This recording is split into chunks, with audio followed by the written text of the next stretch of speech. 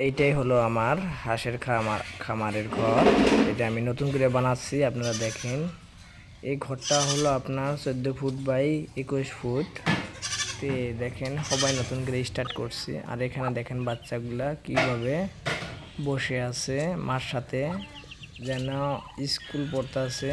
বাচ্চা বাচ্চা ছোট বাচ্চাগুলা স্কুলে যায় যেরকম লাইন ধরে থাকে, সামনে কিন্তু একটা টিচার থাকে, সেরকমভাবেই দেখেন। আর খেলা করতেছে কিন্তু এ ওকে কিছু বলতেছে, ও ওকে কিছু বলতেছে, এরকম করে দেখো কিভাবে পুরা মজা লাগছে এরকম। কিন্তু বাচ্চাগুলো আমার খুব ভালো লাগে। আপনাদের কীরকম লাগে অবশ্যই কমেন্টে জানাবেন। দেখেন তো আমরা কিভাবে বাচ্চাগুলো দেখতেছি সুন্দরভাবে। আর এই বাচ্চাগুলো খুব ভদ্র। এই বাচ্চাগুলো কিন্তু চীন হাঁসের বাচ্চা, খুব সুন্দর হয়ে থাকে, এগুলা খুব ভদ্র। আর এই হাঁসগুলারে আমি একটা ছোট্ট খামার দেওয়ার চেষ্টা করতেছি, দেখা যাক কি হয়। আশা করি খামারটা হয়ে যাবে।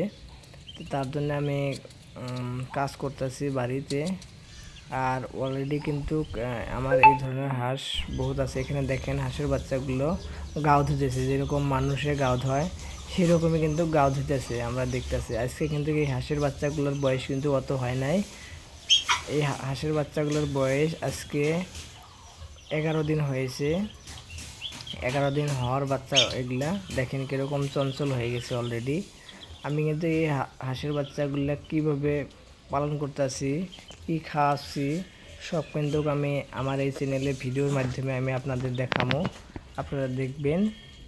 এই হাঁসটা দেখতেছেন যে এই হাঁসটা হলো মাও হাঁস।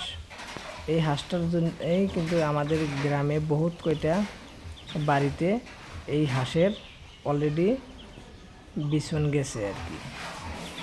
এখন আমি ভাবছি যে না, আমি এটা তো মানুষকে দেওয়া যাবে না, এটা আমি ছোট্ট মোট্ট করে একটা খামার করি আগে, তার পাশে যে যায় নেব। এই হাঁসের বাচ্চার জন্য কিন্তু বহুত মানুষ কিন্তু আমাদের বাড়িতে এসে সকালেও এসে বিকালেও এসে এনি টাইম খবর নেয় যে এই হাঁসের বাচ্চাগুলো লাগে।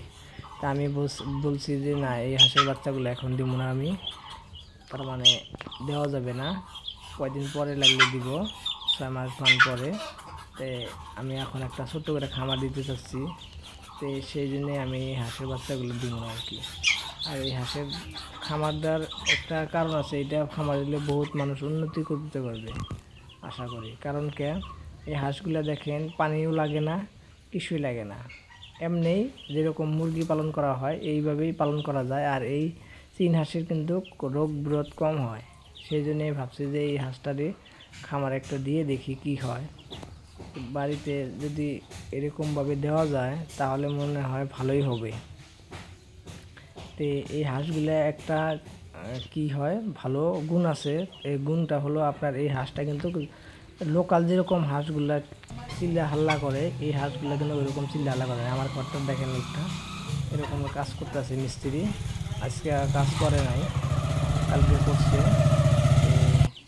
এখানে দিলাম আর কি আমি এইটা।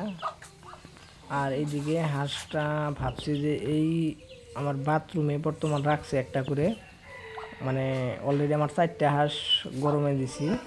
আর একটা হাঁস আমার অলরেডি বাচ্চা বেরাইছে, ওইটাও আমি দেখাবো ভিডিওর ভিতরে। এই যে দেখেন এই যে হাঁসটা, এই হাঁসটারও কিন্তু গরমে দিচ্ছি, অলরেডি বাচ্চা বাড়াইছে কয়েকটা, 5টা না 7টা বাচ্চা বাড়াইছে। আর ডিমাও আছে কিন্তু অলরেডি। আর একটা হাঁস আছে, ওইটা কয়দিন পরে আসবে, ওইটা আমি দেখাবো ভিডিওর মধ্যে। তো এই হাঁসটা অলরেডি এই যে এই হাঁসটা গরম দিছি, ওইটার পরে এইটা আসবে ফির, এইটাও বাড়াবে ওইরকম 14-15টা বাচ্চা বাড়াবে। তো দেখা যাক কি হয়।